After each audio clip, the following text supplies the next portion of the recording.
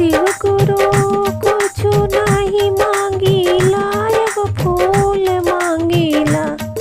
गुरुजी रउरी चरनिया के फूल मांगीला।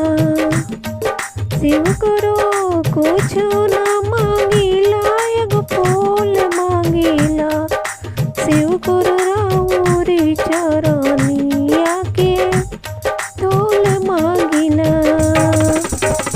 गुरुजी रामायसा नाम पति मांगीला। गुरुजी रामायसा नाम पति मांगीला।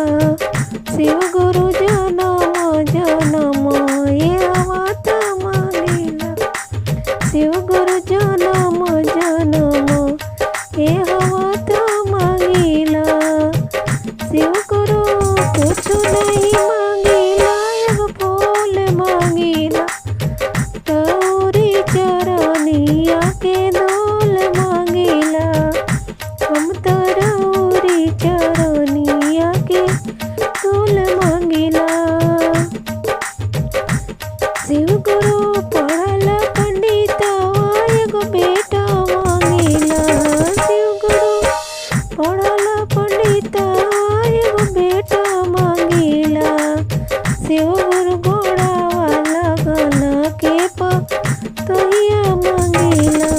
शिव गुरु घोड़ा वाला के पतोहिया मांगीला।